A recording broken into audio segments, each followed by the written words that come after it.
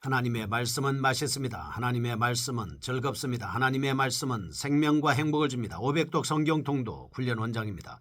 여수 살리는 교회 임기환 목사가 하나님의 말씀을 봉독하고 전하는 시간입니다. 함께 하시면 기적이 일어납니다. 알람을 설정하시고 들으시면 좋겠습니다. 본 방송은 유튜브에서 성경 통독 임기환 검색하시고 구독하시면 계속되는 하나님의 말씀 업데이트를 통해서 은혜 받으실 수 있습니다. 오늘은 시편 42편을 봉독하고 말씀을 전하겠습니다. 시편 42편. 고라자손의 맞서기를 인도자를 따라 부르는 노래. 하나님이여, 사슴이 시냇물을 찾기에 갈급함같이 내 영혼이 주를 찾기에 갈급하니이다. 내 영혼이 하나님고 살아계시는 하나님을 갈망하나니 내가 어느 때에 나아가서 하나님의 얼굴을 배울까? 사람들이 종일 내게 하는 말이 네 하나님이 어디 있느뇨 하오니 내 눈물이 주야로 내 음식이 되었도다.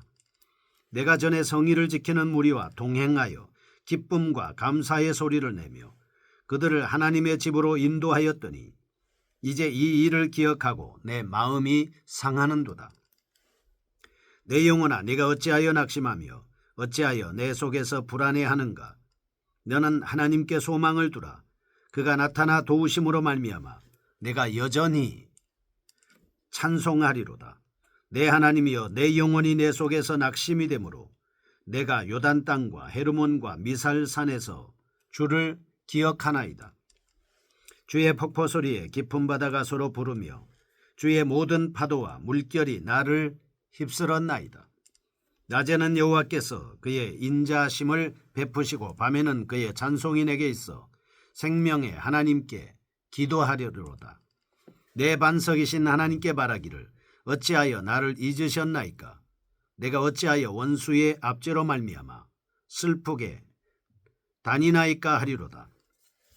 내 뼈를 치르는 칼같이 내 대적이 나를 비방하여 늘 내게 말하기를 네 하나님이 어디 있느냐 하도다. 내 영혼아, 네가 어찌하여 낙심하며 어찌하여 내 속에서 불안해하는가?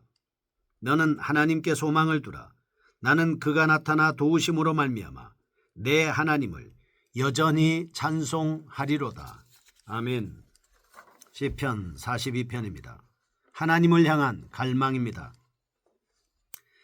시편의 제 두 번째 책입니다. 2권이라 할 수 있습니다. 시편 42편에서 72편입니다. 42편은 제2권의 첫 번째 시로서 예루살렘 성전을 멀리 떠나 있어 예배에 참석할 수 없음으로 인해서 느끼는 비탄과 하나님께 나아가기를 갈망하는 내용으로 구성되어 있습니다. 시편 43편과 비교해 볼 때 5절과 11절 그리고 43편 5절 여기에는 공통적인 후렴구가 있습니다. 시편 43편에는 표제가 없습니다. 사상과 언어가 유사한 점 등으로 미루어 볼 때 본시와 시편 43편은 하나의 시편이었음을 알 수가 있습니다. 그런데 후대 교회 형편에 따라 둘로 나누어졌다라고 하는 것을 알 수 있겠죠. 역사적 배경에 대해서 분분한 의견을 한번 살펴보겠습니다. 첫째, 여호야김이 바벨론의 포로로 잡혀갈 때라고 하는 견해가 있습니다. 그때 썼다는 것이죠. 둘째, 히스기야가 이사야로부터 죽음을 선고받은 상태에서 탄원하고 간구하며 쓴 시다라고 하는 견해가 있습니다. 셋째, 다윗이 압살롬의 반역으로 인해 고통받던 때다라고 하는 견해도 있고, 넷째, 다윗이 사울 왕에게서 쫓겨다닐 때 지은 시라는 견해 등 네 가지가 있습니다. 그러나 이 네 가지 견해 중에서 네 번째 견해인 다윗이 사울 왕에게 쫓겨다닐 때 지은 시라고 보는 것이 가장 타당하다, 이렇게 볼 수 있습니다.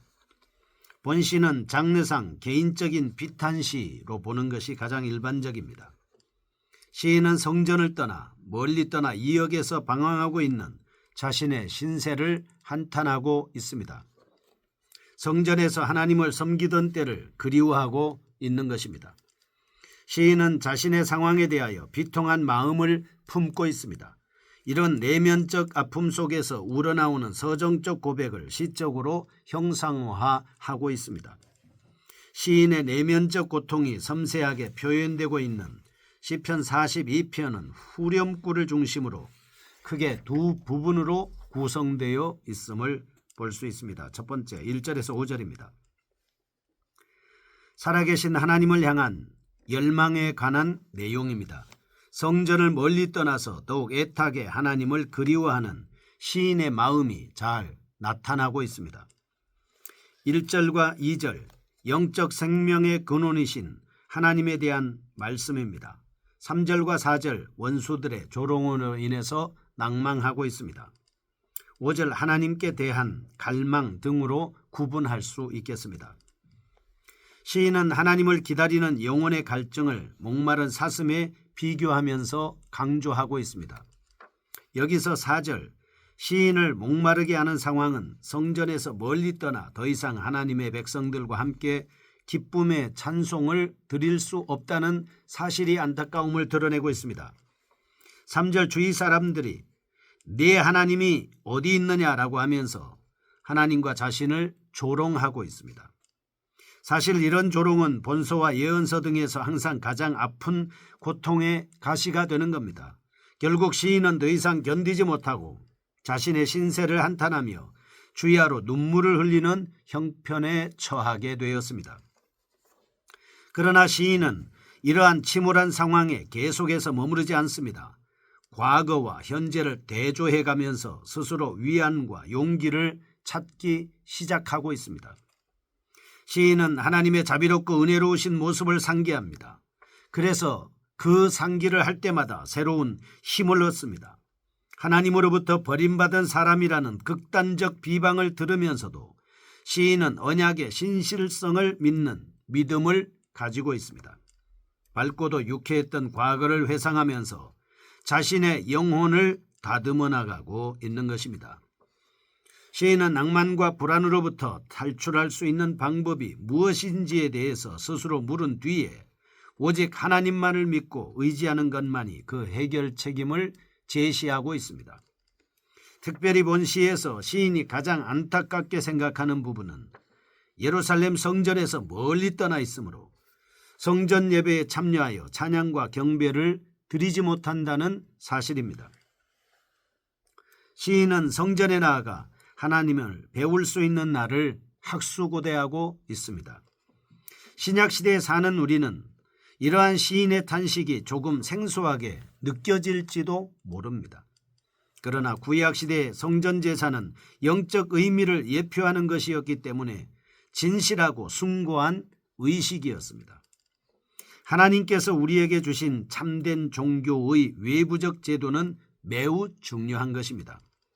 성도들이 그것을 무시하지 않고 계속해서 간절한 마음으로 영적인 의미를 기억하면서 지키면 하나님의 놀라운 은혜를 받을 수 있습니다.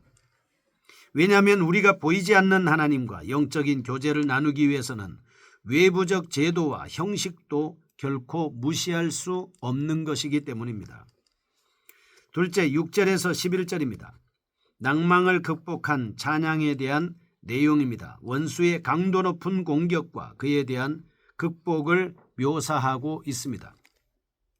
6절 내 하나님이여 내 영혼이 내 속에서 낙심이 되므로 내가 요단 땅과 헤르몬과 미살산에서 주를 기억하나이다. 7절 주의 폭포 소리에 깊은 바다가 서로 부르며 주의 모든 파도와 물결이 나를 휩쓸었나이다. 말씀을 하고 있습니다. 재난으로 인한 의기소침한 모습입니다. 8절 낮에는 여호와께서 그 인자하심을 베푸시고 밤에는 그의 찬송이 내게 있어 생명의 하나님께 기도하리이다. 구원을 위한 기도를 올리고 있습니다. 9절에서 10절 내 반석이신 하나님께 말하기를 어찌하여 나를 잊으셨나이까. 내가 어찌하여 원수의 압제로 말미암아 슬프게 다니나이까 하리로다. 내 뼈를 찌르는 칼같이 내 대적이 나를 비방하여 늘 내게 말하기를 내 하나님이 어디 있느냐 하도다. 원수의 조롱을 상기하고 있습니다. 11절 내 영혼아 내가 어찌하여 낙심하며 어찌하여 내 속에서 불안해하는가. 너는 하나님께 소망을 두라. 나는 그가 나타나 도우심으로 말미암아 내 하나님을 여전히 찬송하리로다. 하나님께 대한 갈망을 하고 있습니다. 여기서 지금까지의 자기방어적 태도를 시인은 버리고 하나님께 모든 것을 맡긴 상태에서 위로를 노래하고 있습니다. 6절과 7절 시인은 노도와 같은 삶의 고통으로 인해서 자신의 영혼이 낭망했으며 하나님이 자신과 떨어져 있는 것으로 생각할 정도의 상태까지 이르게 됐습니다. 1절에서 시인은 하나님이여 사슴이 시냇물을 찾기에 갈급한 같이 내 영혼이 주를 찾기에 갈급하니이다 라고 영혼의 갈증을 해소시켜줄 물을 열망하고 있습니다. 근데 이제는 7절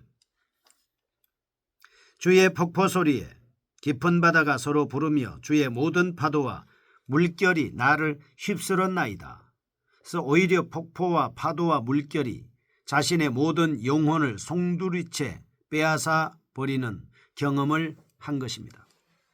다시 말해 시인은 자연의 창조물, 그것도 자신이 갈망한 이미지로 표현됐던 물을 보면서 하나님의 위엄을 느끼기보다 오히려 자신을 완전히 진멸시키고자 위협하는 수많은 고통이 반사된 영상으로 이해하고 있습니다.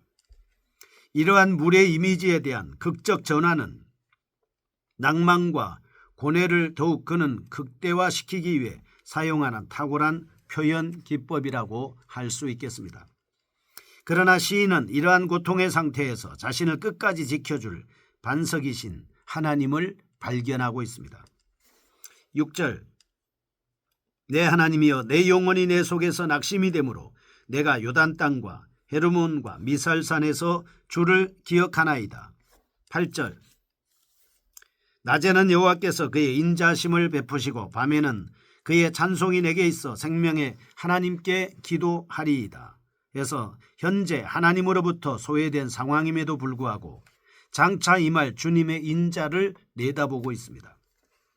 그리고 자신을 결단코 죽음에 버려두지 않는 생명이신 하나님을 찬양합니다. 시인은 구원의 하나님의 인자하심을 기억하면서 고통의 밤이 지나고 아침이 밝을 것이라는 희망과 용기를 되찾았던 것입니다. 마지막으로 시인은 후렴구를 반복합니다. 자기 방어적 자세에서 벗어나 하나님만을 신뢰할 것을 다짐하면서 끝맺고 있습니다. 여기서 우리는 시인이 고통의 늪을 지나 훨씬 더 깊은 찬양에 이루고 있음을 알 수 있습니다. 여기서 시인은 단지 앞구절을 반복하는 것이 아니라 환난을 통과하면서 새롭게 인식한 하나님을 마음속 깊은 곳으로부터 찬양하고 있는 것입니다. 적지에서의 고독과 원수들의 조롱을 들으면서 하나님을 사모하는 마음이 더욱 간절해졌습니다. 이처럼 주를 믿고 신뢰하는 사람들에게 슬픔과 고통은 더욱 하나님을 간절하게 만드는 열망의 계기가 되는 것입니다. 자신의 영혼을 송두리째 삼켜버릴 듯한 위협 속에서도 자신을 도우시는 하나님의 얼굴을 발견할 수 있습니다. 마음속에 낭만과 불안을 벗어버리고 진심으로 하나님만을 의뢰하게 되었던 것입니다. 이러한 영적 힘의 원동력은 다름 아닌 하나님을 바라볼 수 있는 신앙이었습니다. 신앙은 위대한 능력을 가지고 있습니다. 메마른 영혼을 윤택하게 합니다. 죽어가는 생명을 소생시키는 능력이 있습니다. 교훈입니다. 첫째 4절 참된 의식의 중요성을 깨달을 수 있습니다. 성전에서 찬양하고 경배하는 일을 사모하며 추가로 눈물을 흘렸습니다. 성도들은 정규적으로 드리는 공예배를 소중하게 생각하고 영과 진리로 예배를 드려야 합니다. 둘째 1절 주님을 사모하는 마음을 지녀야 합니다. 하나님을 갈망하기를 목마른 사슴이 시냇물을 찾듯이 하였습니다. 우리가 이토록 하나님의 말씀과 은혜를 사모해야 합니다. 셋째 난관에 봉착할 때 낙심하지 말아야 합니다. 시인은 성전을 떠나서 원수들의 핍박과 조롱을 받는 상황 속에서도 하나님을 바라보면서 더 깊은 찬송을 드릴 수 있었습니다. 어떤 경우가 있더라도 좌절하지 않고 난관 속에서 하나님과 함께 승리하시기를 축복합니다. 거룩하신 하나님 아버지, 환난 속에서도 어려움 속에서도 주님을 찬양하고 사모하는 간절한 마음으로 승리하는 저희가 되게 하여 주옵소서. 예수님의 이름으로 기도합니다. 아멘. 여수 살리는 교회 임기환 목사였습니다. 지금 극동방송을 듣게 하세요. 기적이 일어납니다. 우리는 지금 생명을 전하고 있습니다.